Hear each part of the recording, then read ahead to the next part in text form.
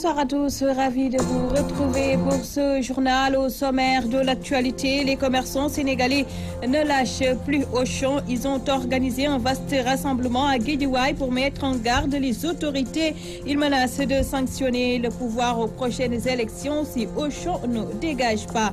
Le baccalauréat menacé à Tambacounda, 500 candidats de cette partie du Sénégal risquent de ne pas passer l'examen. La cause, le centre Mame Cheikh Mbaye est pris en otage par les eaux pluviales stagnantes. Le cri du cœur des parents d'élèves à suivre dans cette édition. L'opposition bat le macadam ce vendredi.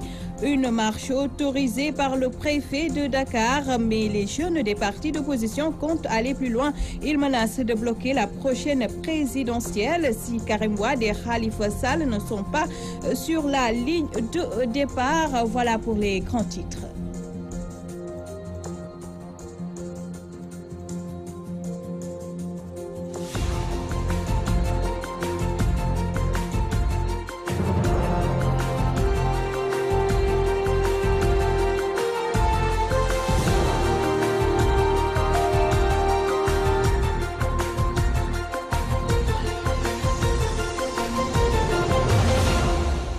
Merci de vous joindre à nous. Le collectif Auchan Dégage poursuit son combat pour la fermeture des magasins de cette entreprise française de commerce au cours d'un rassemblement au marché Diamalaï de Golfe Sud. Les responsables ont menacé de sanctionner le régime aux prochaines élections si Macky Sall ne dégage pas Auchan.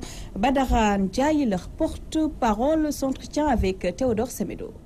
Les commerçants du marché Gueule Tapée, Casbah, Rond-Point, Parcelles Assainies se sont mobilisés en un seul homme pour montrer les effets néfastes de Auchan, qui depuis un certain temps ne cesse d'élargir son marché dans le pays. D'abord le problème des prix. Il fixe un petit prix, au finish il va augmenter ce dernier, après avoir massacré les concurrents. C'est un monstre pour les petites et moyennes entreprises. Il tue l'agriculture du Sénégal. Auchan élimine les vendeurs de poulet, d'oignons, de pommes de terre et toutes denrées de première nécessité. Il faut qu'il dégage dans de plus brefs délais. Nous réclamons le départ de Auchan. L'État s'accapare la plus grande partie de l'économie sénégalaise à ce moment-ci. Il est implanté un peu partout au Sénégal. Donc nous réclamons le dégage de Auchan dans de plus brefs délais. C'est des accords qui ont été signés ou bien l'État a été installé au Sénégal à cause du président de la République. Parce que nous sommes dans un pays, tout se passe par des accords ou bien par des contrats. Mais en tout cas, ce qui est sûr en est que nous voulons que Auchan dégage. Ou bien le président va dégager. Oui, on est des responsables. On travaille pour l'économie du Sénégal. On travaille aussi pour la rentabilité du pays. Donc on ne va pas laisser quelqu'un ou bien quelqu'un entrer dans ce pays et s'accapare la plus importante partie de l'économie sénégalaise qui sera rapatriée dans son pays. Autre colère, celle des commerçants du marché central au Poisson de Rufisque. Ils s'insurgent contre le projet Carré d'Or. Leur lieu de commerce risque d'être rasé alors qu'aucun site de recasement ne leur est proposé. Les détails avec Nachib Sagna. Le Carré d'Or, l'un des plus grands projets de la ville de Rufisque, rencontre des difficultés pour son exécution. Les commerçants ne se sentent pas concernés, puisque les autorités municipales, selon eux, en l'occurrence le maire Albendoy et Daoudagnan, n'ont pas tenu parole. Ce projet est feutré de zones d'ombre, plongeant ainsi les commerçants et la population de Rufisque dans le désordre la plus totale et dans l'incertitude. Car jusqu'au moment où nous parlons, aucune discussion sérieuse n'est entretenue entre les commerçants et les autorités locales. On ne peut pas venir là où des milliers de personnes, et que vous les dégarpissez comme ça, sans parler avec eux dans des discussions sérieuses. Albendo, selon les commerçants, a profité de sa transhumance à l'APR pour faire passer le projet. C'est pourquoi ils interpellent le président Macky Sall. Les maires Albendo, ils sont allés à l'APR pour pouvoir pour régler ce projet-là. Nous sommes des militants de l'APR. Nous aimons la République. Et nous demandons au président de la République de venir en aide à ces populations, à nous les commerçants de Rufisque, pour qu'une fois pour toutes qu'on règle ce problème-là. Le projet est normal, teguwul ci yoon gis nga naka yooyu mu def ak baar yooyu mu def ak garabam ña nga naaw loolu du pour marché. gis nga suñu taxawaay démb mooy suñu taxawaay tey duñ si bañ na nga yendoo ak na nga fanaane. Quand on n'a pas de travail, on n'a plus de dignité. Et quand on n'a pas de dignité, on est mort. C'est donc on va jusqu'à la mort. Voilà. À l'issue de cette assemblée générale, les commerçants ont manifesté dans la rue. Ils ont marché du marché central à la préfecture en passant par la route nationale et la mairie de ville. Le carré d'Ol est-il un projet utopique? Est-il aussi maudit que Dakar Gate, un autre projet qui a du mal à sortir de terre? Rufisque n'est pas télévision Fadiri. L'installation des usines dans les Niayes, un véritable casse-tête pour les populations. Les terres sont de plus en plus réduites, causant ainsi un réel préjudice aux activités agricoles. L'Association pour le développement de la zone des Niayes a passé au crible le phénomène au cours de son assemblée générale constitutive. Le compte-rendu est signé Omar Kairé. La pression exercée sur les terres de la zone des Niayes inquiète plus d'un. Situation qui n'est pas sans conséquences, parce que portant préjudice à l'habitation et aux activités phares, notamment l'agriculture traditionnelle. En assemblée générale à Kébémer, l'association Ngoden Gamtare Tchatli s'est penchée sur la question. Il y a actuellement dans la zone quand même de grosses unités industrielles qui, par leur présence, créent de nouveaux problèmes. Je pourrais citer sans vouloir leur porter tort, par exemple MDL qui produit le zircon. Bon, il y a une usine de charbon qui doit être installée dans la zone. Tout ça, ça crée des problèmes environnementaux, de voisinage difficile, et pour ça, il faut aussi peut-être chercher des solutions. L'activité agricole dans une certaine partie du Tchatli est menacée. Elle est menacée par l'exiguïté des superficies, le développement démographique qui fait que les superficies sont maintenant à usage d'habitation. Il y a aussi les superficies qui sont occupées par les usines. Mise sur pied pour prendre en charge les préoccupations des populations des Niayes, cette organisation qui regroupe généralement des producteurs et des éleveurs entend faire un recensement exhaustif pour mieux s'occuper des problématiques qui se posent dans la zone. Le Tchatli n'est pas uniforme dans sa façon d'exploiter. On a à Potou la pêche, à Kayar la pêche, on a à Lompoul ailleurs, on a l'agriculture. Bon, vers Gandiol, on a l'hôtellerie. Donc, ce n'est pas uniforme. Partout, il y a des problèmes spécifiques. Et l'association, effectivement, va étudier tout cela, faire des propositions aux autorités quand même, parce que ce sont les maires qui sont élus naturellement pour régler ce genre de problème. Mais nous serons un soutien, un appoint à ces institutions. Créée en 2013, Ngoden Gamtare Tchatli est une association qui œuvre pour le développement de la zone des Niayes. Après plusieurs années de léthargie, l'organisation a installé un nouveau bureau au cours d'une assemblée générale. Mamadou Gayoba de Tivaouane Peulh en est l'actuel président. Omar Kairé Louga, Walfadjri. Je vous le disais en titre, à Tambacounda, près de 500 candidats au bac risquent de ne pas passer l'examen au centre du lycée Mam Cheikh Mbaye. Cet établissement est menacé par les eaux pluviales stagnantes. Les parents d'élèves sonnent l'alerte de Tambacounda. Alassane Diallo nous en parle. Le constat est là, les images font peur. Le danger plane sur plus de 2000 élèves du lycée Mam Cheikh Mbaye de Tambacounda. À la vétusté des salles de classe, ces greffes de graves fissures remontant de la toiture au sol qui ont déjà provoqué des infiltrations des eaux de pluie. À quelques jours seulement du baccalauréat, des potages risquent ainsi de ne pas faire leurs examens dans cet établissement qui accueille le plus grand nombre de candidats. Les infrastructures de ce lycée sont dans un état de désastre, de délabrement total. Le lycée fait face à de graves dangers qui menacent la sécurité du personnel et de nos enfants. À travers les images, la situation est extrêmement grave. C'est cette situation qui nous tourmente. Il fait qu'aujourd'hui, le lycée peut à chaque instant tomber. On fait face à une véritable bombe. Il y a des fuites d'eau, Et ça coule partout. Nous avons même peur qu'au cours de ces examens, s'il pleut, il n'y aura pas d'examen. Parce qu'à chaque fois, les classes...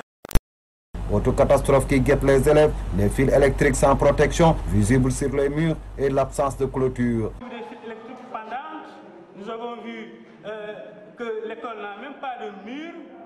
C'est le rendez-vous des ânes, des fous, des malades. Les vols sont récurrents. En plus de cela, vous avez vu, ça risque de tomber. Face à une telle tragédie, l'alerte est sonnée par les parents d'élèves qui interpellent directement le président Macky Sall. En tout cas, nous, parents d'élèves, nous voulons alerter les autorités, l'opinion publique sur la gravité de la situation. Parce que nous avons l'impression que le Sénégal oriental, comme on a toujours l'habitude de le dire, c'est le Sénégal oublié. C'est des disparités régionales. On a comme l'impression que la région de Tamba est délaissée. Ce n'est pas possible. C'est comme si on veut sacrifier nos enfants. Et ça, nous ne l'accepterons pas. D'ici là, si des mesures ne sont pas prises pour parer au plus pressé, le lycée Mame Cheikh Mbaye de Tambacounda, construit en 1983 par Feu Djily Mbaye, risque de connaître une catastrophe qui avoisinerait celle du naufrage du bateau le Joola. Alassane Diallo, Tambacounda, Radio-Télévision Walfadjri. Parlons politique à présent. Les jeunes de l'opposition durcissent le ton. Ils menacent de bloquer les bureaux de vote et de saboter les meetings de Benno Bokk Yakaar si les candidatures de Karim Wade et de Khalifa Sall ne sont pas acceptées à la prochaine présidentielle. Face à la presse mercredi, Toussaint Manga et compagnie exigent la libération du maire de Dakar et le rétablissement de Wade fils. Dans ces trois, Toussaint Manga répond aux questions de Mamadou Dieye. Nous avions convoqué aujourd'hui cette conférence de presse pour nous adresser au président Macky Sall. Il faudrait que Macky Sall comprenne que la Karim Meïssa Wade, qui aujourd'hui est le candidat investi par la première force de l'opposition, ne peut être extrait de la compétition. Nous estimons, jusqu'à preuve du contraire, que Khalifa Sall et Karim Wade seront éligibles et seront candidats aux futures élections. Les décisions juridiques qui ont été prises à l'endroit de ces deux leaders politiques ne sont pas des décisions que nous puissions considérer comme des décisions juridiques. Ces décisions politiques données par des juges politiques et ça n'engage que les hommes politiques qui ont commandité ces décisions. La vérité, aussi bien que ces deux leaders n'ont jamais commis des actes qui peuvent les empêcher d'être candidats. Donc pour dire de façon très claire, nous, chefs de l'opposition, nous disons à Macky Sall que si Karim et Khalifa ne sont pas candidats, lui-même ne battra pas campagne dans ce pays. Nous demandons clairement à toute la jeunesse, partout au Sénégal, de n'autoriser aucun meeting de Benno Bokk Yakaar durant ces élections si Karim et Khalifa ne sont pas candidats. Et je dis et j'avertis à Macky Sall, nous assumons toutes les conséquences. Parce que tous les meetings de Benno Bokk Yakaar, de Macky Sall et de ses partisans seront dispersés dans tous les quartiers. Nous l'avertissons et nous demandons aux hommes religieux de prendre les devants, de ne pas attendre que demain, que le pays brûle pour pouvoir après jouer les rôles de médecins après la mort ou bien de jouer des rôles de sapeurs-pompiers. C'est maintenant qu'il faut conscientiser cet homme politique, se croyant permis de tout, se croyant capable de tout, d'arrêter ce qu'il est en train de faire. Et comme annoncé en titre marche de l'opposition, ce vendredi, le préfet de Dakar donne son accord. La marche est prévue à partir de 15h. Elle partira de la place de la Nation pour se terminer au rond-point de la RTS. Le front de l'opposition compte entre autres dénoncer les pénuries d'eau et exiger la libération de Khalifa Sall. Il faut signaler à propos du dossier Khalifa Sall que l'arrêt de la Cour de justice de la CEDEAO est disponible depuis ce jeudi en début d'après-midi. Il s'agit d'un document de 54 pages sur lesquels les avocats de la défense s'appuient pour demander la libération de leurs clients. Le juge d'appel avait suspendu l'audience pour 8 jours afin de prendre connaissance de l'arrêt. Verdict attendu mercredi prochain. Politique toujours à Bambilor, des responsables de l'Alliance pour la République pilonnent le ministre Omar Gueye et interpelle le président Macky Sall. Il reproche au ministre de la Pêche son attitude vis-à-vis du député maire Diagne Diop. Pour eux, l'APR court un vrai risque dans cette localité. Leur porte-parole, Moustapha Khan, avec Nachib Sagna.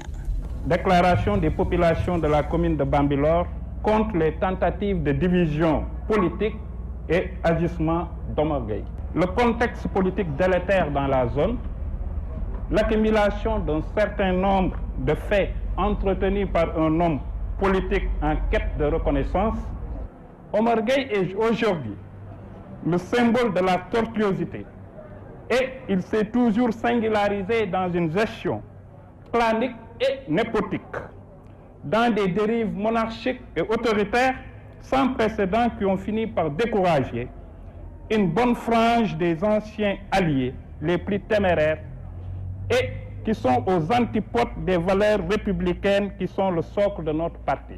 Omar Gueye véhicule actuellement une image hideuse et pitoyable, tel un loup dans une bergerie. Vu l'importance de la présidentielle pour l'avenir du Sénégal et pour les populations de Bambilor que nous sommes, nous alertons le président Macky Sall pour que la démarche mesquine de ces saboteurs soit freinée. Son ingérence dans les affaires de notre commune n'est que pure diversion et une tentative de liquidation de notre mentor. Qu'il nous invite à un débat plus sérieux, qu'il se limite à ces 3 villages avec son électorat de 7000 votants, alors que le seul village de Bambilor fait plus de 9000 votants. Demander à Omar Gueye de cesser toute activité fractionniste au niveau du conseil. Amul leen problème ak conseil municipal bu Bambilor ñun askanu Bambilor ngeen amal problème ku fi ñëw bëgg a yàq suñu conseil bi ñun askan wi yëpp dinañu mobiliser wu jaayante ko ak yow ba mu saf. Désormais, rien ne sera plus comme avant. Dent pour dent, heure pour œil, la loi de talion, voire même la riposte graduée. Et enfin, nous déclarons Omar Gueye persona non grata dans notre commune. Autre aspect de l'actualité, le conseil communal de la jeunesse de Pout engage la croisade contre le tabac en partenariat avec la Ligue sénégalaise de lutte contre le tabac. Il a organisé une session de formation de 50 jeunes pour assurer le relais dans la sensibilisation. Une randonnée pédestre a aussi été organisée pour conscientiser les jeunes sur les dangers du tabagisme. Les détails avec Ibrahim Ndiaye. La jeunesse poutoise s'est engagée dans la lutte contre le tabac, un programme par le Conseil communal de la jeunesse en partenariat avec la Ligue sénégalaise de lutte contre le tabac, l'ISTAB, pour mieux sensibiliser la population poutoise, surtout les jeunes, sur les méfaits du tabac. Le Conseil communal de la jeunesse a organisé une randonnée pédestre à travers les artères de la ville. Massam Sam est le président. Et puisque le tabagisme constitue une véritable question de santé publique, donc avec toutes les maladies que ça englobe, c'est la raison pour laquelle nous avons jugé nécessaire de nouer un partenariat avec la LISTAB pour la mise en place des relais d'abord. Ils ont été formés hier et aujourd'hui on a organisé cette randonnée pédestre pour sensibiliser le reste de la population, pour attirer leur attention sur les gravités du tabagisme pour la santé de la population. Parce que nous avons une population jeune. Donc cette jeunesse qui est l'avenir de la nation, doit être protégée par rapport à tout ce qui peut entraver leur développement. Pour mieux assurer le relais de la lutte contre le tabac, 50 jeunes ont été formés à travers une session de formation pilotée par l'ISTAB. Amener la jeunesse quand même à participer à la sensibilisation, parce que nous savons que pour le tabac, le cible le plus important c'est la jeunesse. Et ici à Pout, nous avons vu mener 2 actions. Donc, une action de formation, nous avons formé les jeunes relais, et nous avons attesté pour que ce soit des relais sur la lutte anti-tabac, sur la sensibilisation sur le tabac et sur le tabagisme passif. Nous avons fait le tour de la ville pour faire de la sensibilisation du grand public.